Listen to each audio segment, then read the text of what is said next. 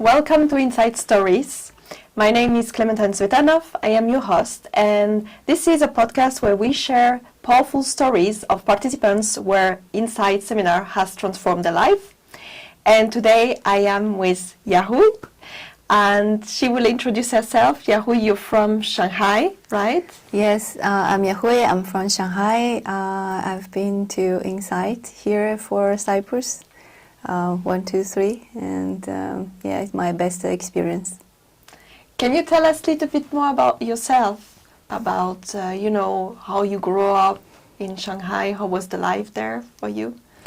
I actually grew up in a village very close to Shanghai, and then when I graduate from university, I start to work in Shanghai, but mostly for the foreign companies because I want to practice my English. So I want to have this environment to speak with foreigners. And one day I was walking on the street, I get a call from these hunters because they know that I'm always working for the foreigners, and they say, Ya Hui, we have an opportunity for you and we think you are our person, that this opportunity is in Cyprus. I'm like, what the fuck is Cyprus? I think it's a scam. I just say, okay, send me an email and we will see later. And they really send me an email, like very long email, explain me how is Cyprus, what is the life cost, how much we're going to pay you, and we're going to cover all the visa and travel expenses. I'm like, maybe it's a free trip. Let's go and take a look. How old were you when you decided to come to Cyprus? I think I was 28. 28. Okay. So you arrived here in Cyprus. How did you find the life here? Honestly, at the beginning when I was taking a taxi from airport to Limassol, and all the roads are so empty and there's no trees and no nothing, I'm like, oh my God, this is a poor country. Because in Shanghai, everything is like so advanced. You feel like in New York, all the high buildings, like 80 floors, and here it's like everything is so, small. But people are very nice to me. They're very easy to talk to, and anyone you meet on the street, you can talk for half an hour like you never met them, and it feels good. Feels like home. So was it the culture very different than Shanghai? Yeah, it is very different. For example, in Shanghai, people are more like we're all in a rush. We want to work hard, and every minute is for ourselves, for money, and we just take care of ourselves. Nobody really take a look at people around. For example, one day I was going to my neighbor in Shanghai. I just knocked the door. I said, look, I'm going to move away, but my Wi-Fi is not working. Can I just borrow the Wi-Fi for just one day? And he was like, "Bon, just close the door." Wow, so it's like everyone is taking care of themselves. Yeah, so I was very, very sad. But when I was here in Cyprus, the same story happened to me. I went to my neighbor, and I was like, I need to borrow the Wi-Fi password, but just for temporarily. And the person, they don't even speak English well, but they try to understand me, they try to communicate, and they try to help, and they give me the Wi-Fi password, and I was so happy. I'm like, wow, people are so different. And then I cooked something Chinese, and I bring them the little sweet to my neighbor. I'm like, thank you, and this, that. And they told me something that is very impressive. They say, oh, we used to be poor and we are not able to help people, and now we are able to help you, and we are very happy, and you don't have to bring me anything. And I was like shocked, like how people are, they're like so warm. Yeah, and I don't know them, and they don't really want anything from me. I'm like, really? Yeah, you were surprised of the hospitality in Cyprus. It's something in Cyprus we always say, like people really welcome you well, and if you come in their home, they will open the fridge, they will... Yeah, and I really feel like so warm. I'm in a different country. I don't have a family here, but I feel like home, you know? And that's really give me a lot of surprise and love. Yes, that's nice. Yeah. Talking about family, do you still see often your family? Are they coming to visit you here? No, actually, my family, they are more like they want to stay where they are. They don't want to explore the world. They don't know the language. They are scared to step out from a different culture. Yeah, I think most of the people are like that. Yeah. Were they very strict with you? I mean, we heard many times, like, you know, in China you have a lot of, like, about being proud of, you know, giving, this pride to the family, like, and they sometimes a little bit strict. Is it true? Was it for you the same? Yeah, it's like we have a culture, like we have to obey our parents. And if you don't obey, you're not a good child. Yeah. Yeah, that's it's like that. So it's kind of difficult when I choose to live my own life and to be far from them, because all the children, they kind of want to close to their parents, because it's the parents' wish to have their child close to them. So if you don't obey, it's kind of like you're not a good child. So they feel like this about you, and how did you take it, and how did you overcome this feeling? Yeah, that's a very good question. Actually, I think a lot. Sometimes when I come back home, I see my mother. She's getting older and older, and I was not around, and I cannot help. Sometimes I feel bad. I feel guilty. Yeah, but then if I have to think. If I have to think that I come back to China, I live with her, but then what is my life? And when I'm not happy, she won't be happy as well. Yeah. So I choose to live my happy life, and I have to give her trust that she can also live her happy life. Then we will be both happy. We are in different places, but we are both happy, right? So if we can trust, we can take care of ourselves, and not to like live in the other person's wish, even if the other person is my mother. It's a good life. Yes. So it's like leading by example, so that you can show her also that she can live her own life, right? Yeah. I see she's busy, she's happy. She used to go to dance, and she now is playing cards. She's retired. She get her retirement money. And she, even if I come back home, she doesn't have time for me. Yeah.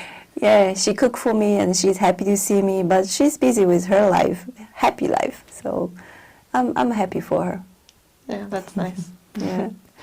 So let's go back to the story. So you came here in Cyprus, and straight away you started to work. How was it? Yeah, because I come here for a job offer. So yes, I start to work. Yeah, I start to work, and how was the work? Did you like it? No, it's not really a nice story. Tell us. And they make us work like, I cannot remember, like 12 hours a day. Wow. Yeah, so we kind of don't have our own life. So it was very stressful at that time.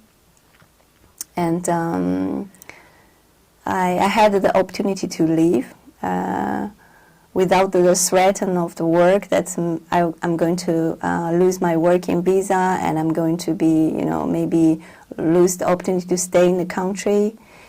I find another job to stay with another company, and they are all very, very nice to me, and I'm very grateful of them. And when they heard my story, my last story in the last company, they all felt like sorry for me, and they all trying to take care of me. And I'm lucky. Yes. So you started in this new company, and you felt really accepted, integrated in the team, and Yeah, I feel like I'm accepted like a family member from, and they really taking care of me. And did you stay always in Cyprus, or did you go? I think I heard you went also in Saudi Arabia, right? Yeah, but then my partner had a job in Saudi Arabia, and so I followed him to Saudi Arabia. It's another crazy story there, because women are not allowed to drive, not allowed to dress our own clothes. We always have to dress all covered, black, abaya, they call it. And since you arrive to the country, from the airport you have to put the abaya on. And and one day I was in Italy on holiday, and I see all the women, they put their makeup, all their own clothes in different colors on their body. I'm like, wow, this is nice life. And then I start to realize, oh my God, this is the normal life in every other country. It's just not in Saudi Arabia. And then that's the point I realized this is not a country for me. Wherever, how much money we gain or how life it is for us, this is not for me. And I need to leave. And that's the moment I come back to Cyprus again. Yeah. And what's happened with your partner? Did he also come with you in Cyprus? Yeah, he joined me after, and he realized that I'm not happy there at all. He was not happy in Cyprus? Yeah, but after he's not happy in Cyprus. Okay. So it's difficult. People are different, so we like different things. So you feel like Cyprus is your home? It's more your home? Or how do you feel when you go back in China? Do you feel China is your home or Cyprus is your home? Actually, I feel like Cyprus is more my home. Because when I come back to China again, then I see like everything is so complicated. And for example, I want to buy one thing, and I have like 1,000 options to choose, different colors, different price, and I just get lost, and I spend a lot of time to choose what is the best option. And in fact, maybe it's not important, I just needed to use it, and that's it. In Cyprus, the same situation, maybe I just have 3 options to choose, and I don't need to go here and there to compare. I just take it and use it, and that's it. I feel like it's better. It's simple for me. I don't need to spend a lot of time on select what I need to buy, when I just need a tool, a simple tool. Yeah, so I think I like Cyprus more. It's easy, it's simple, everything is the same place. And the weather is good. Yes, that's a good point. Yeah, that's the thing that you don't realize. Only when you're out of Cyprus, you start to see raining like for 1 week, 1 month, and you're like, oh my God, I miss the sunshine of Cyprus. But when you're here, you have sunshine every day. You don't feel like it's a gift for us. Yes, we take it for granted, yes. Yeah. Every time I go to France, I'm very happy to see my family, but then after I'm very happy to come back. Yeah, you don't miss anything, but the sunshine you will miss, for sure. Yeah, it's an important part, yes. Yeah, it's a very important part, and you cannot change it. You cannot call the sun. Yeah. So after you learn about Insight Seminar, who told you about Insight? How did you find out about Insight seminars? It's also very interesting. I was in China at that time, and my friend just sent me a link, and she said, I went to Insight and I liked it. I think you will like it too. So just pay and go. And I was like, okay. I just paid that, and I forget. I forget how it would be. I didn't even check the website, when it's gonna happen, or what it's about. Are you like this usually, like very spontaneous? Just go with the flow? And I just trust her. I know that she's my friend and she know me, and if she like it, I may like it too. I don't know how it's gonna be. I know it's gonna be something new. I never tried, but since we are on the same journey, and I know me and her, we experienced the same things before, and we might looking for the same thing. So, yeah. So I went to inside, and it was a shock for me. A shock, Yeah. a positive shock. A positive shock, yes. Okay. Tell us about your experience. What was the most powerful experience or the most powerful insight you got? At the beginning, I really don't understand like what's going on, like why some people start to crying at the seminar. I'm like, what's going on? And then on the third day of the seminar, I start to cry. I start to see all my emotions like flowing, and I start to understand that the status I understand myself is not true. Like I thought I can handle the things, and I just actually just press all my emotions and all the hurt down, and I just feel like, okay, I pretend I don't see them, and I pretend I'm healed. I don't need anything. But then after the seminar, I realized I've been hurt, and I start to see my emotions. I start to see how I've been hurt, and when I see it, I start to find the stress to get up and to really heal. And I also see that I put myself in the victim point of view, but I kind of like it's also a choice, and I can have another choice to be not the victim. And I know that I created something there as well. So when I see I'm also the creator, not the victim, I start to pick myself up. I start to know how to change. And the situation start to be different. And I see when I show myself, when I show my vulnerability, I see people start to come to me and they care about me. They show their love to me. I start to gain a lot of friends that I never had them. I felt so lonely here in Cyprus at the beginning. I couldn't make friends. I don't know why, but after inside, I start to get so many compliments and so much love, and everybody just come to me. Like now, I have so many friends. I know they will be always there. The true connections, the true friendship. Yeah. Was it difficult for you to be vulnerable because of your, how you grew up? Was there like something allowed in your family to be vulnerable? Will your father or your mother show their expression, show their feelings? Yeah, to you? I think it's a very strong culture in China that they kind of teaching us to be not showing ourselves, to always put a mask on, and to not show how we really feel. So when people don't know you, don't know how you feel, what is inside, what you're thinking, then you kind of protect yourself. And this is all the education and all the culture educated me.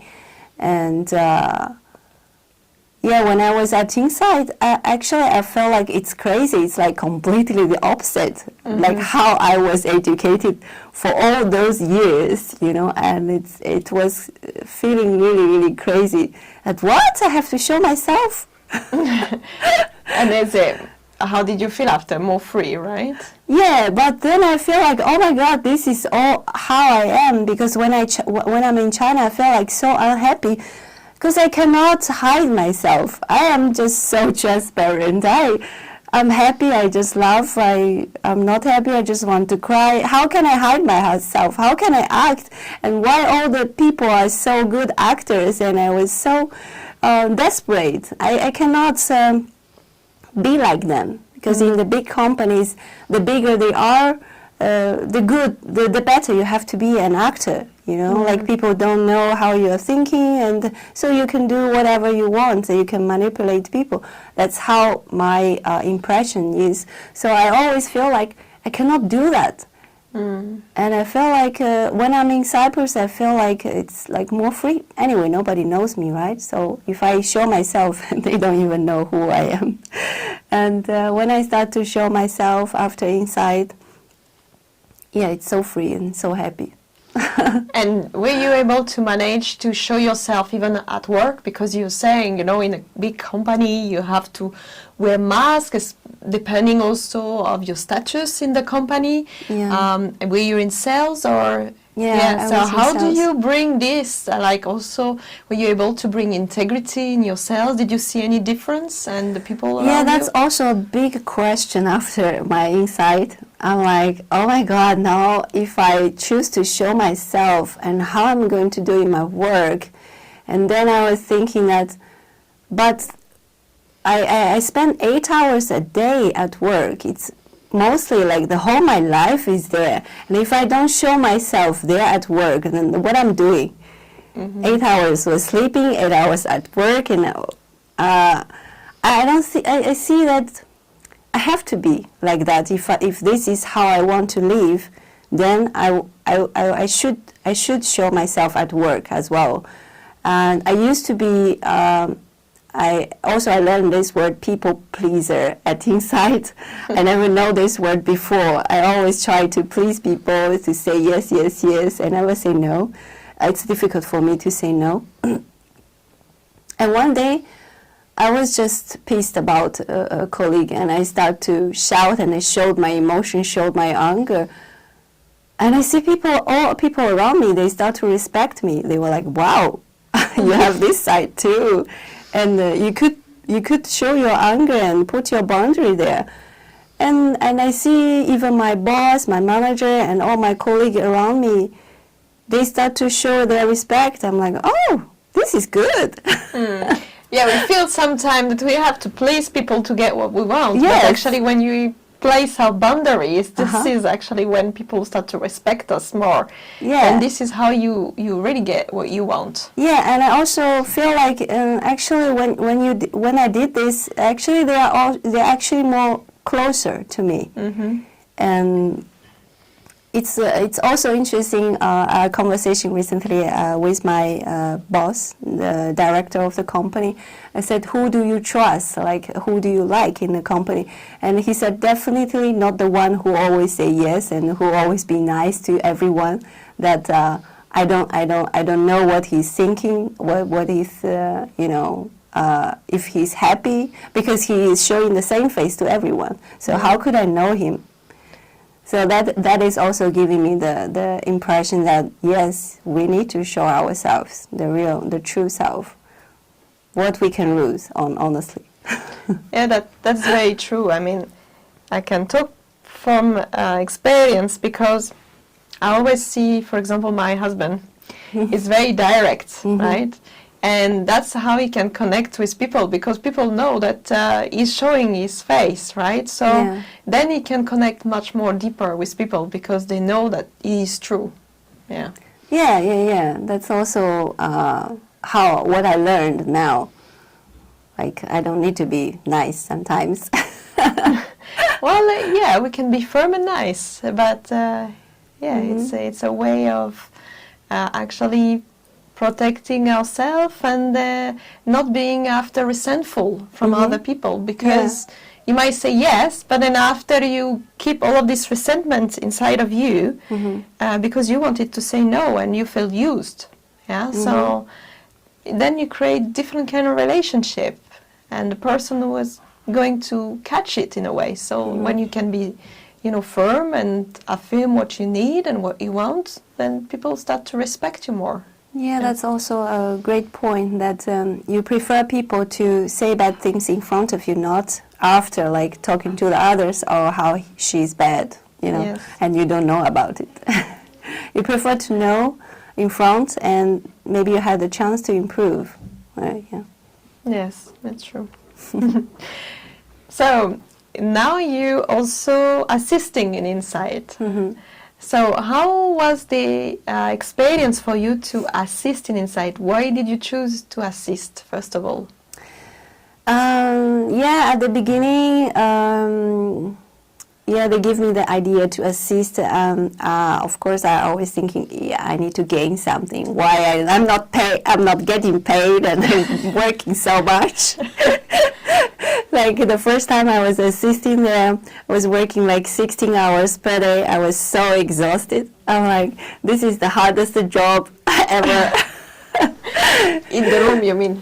Yeah, like 16 hours working but not getting paid. Why I'm here? But after the 3 days assisting, I was really happy that I was there, and I understand that how much I gain, I benefit from Insight. I also have the responsibility to give it back, you know, to let more people know about it, to let more people benefit about it, and to be there to support their emotions, to have love for them, to create a safe space for them. Yeah, and when I see they are also growing through all the process of Insight. Yeah, I also feel so happy for them. Like, I don't know, I feel like a mother see a child growing up, this kind of happiness. Yeah. Yeah, and were you having a different kind of insight where you were watching them? Because sometimes we can connect to their emotion and get also deeper understanding about ourselves. Yeah, sometimes they are telling their stories, but I feel like I'm also in there, you know, the stories, it's also me. So I also see every one of them as part of me as well. So I also grow with them and refresh what I learned from Insight again. So, yeah, it was very, very nice experience also. So thank you very much, Ya Hui. Is there one tips or anything you like to share to the listener? One thing you like to tell them from your heart?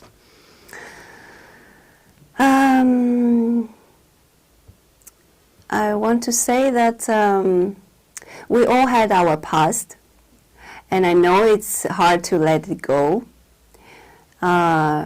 Insight is a very good tool for all of us to grow and let it go. So I will recommend everyone to have this experience, and it is really the best experience of my whole life.